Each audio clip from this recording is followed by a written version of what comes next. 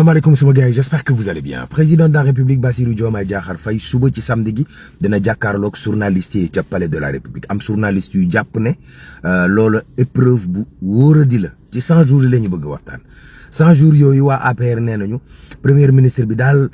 ñoom mooy seen naqar moom mooy seen nitit mooy def lu ko neex nu mu ko neexee ak fu mu ko neexee Serigne Bassirou Gueye mi ñu dénk OFNAC moom mooy woo mboolem DG ñu ñëw def seen déclaration de patrimoine président de la république Diomaye ak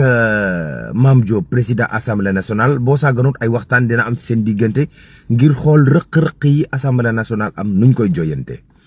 Alioune Ndoye maire Dakar Plateau nee na mbiri déguerpissement yi ma tàmbali ca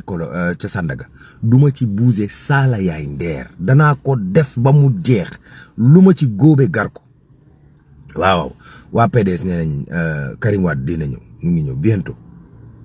waaw non gëm naa leen bi pa moom Koupentoum foofa 300 kilogrammes de cocaïne pure dure lañ fa jàpp ANSD nag seen gëstu bii ñu mujjee def recensement bi dafa am ay gàkk-gàkku ci am ndax président kenn ci Guinéen yi nekk Sénégal dafa waxoon ne ñoom Guinéen yi toll nañ ci 3,5 millions ak lu topp ci biir Sénégal ANSD def gëstu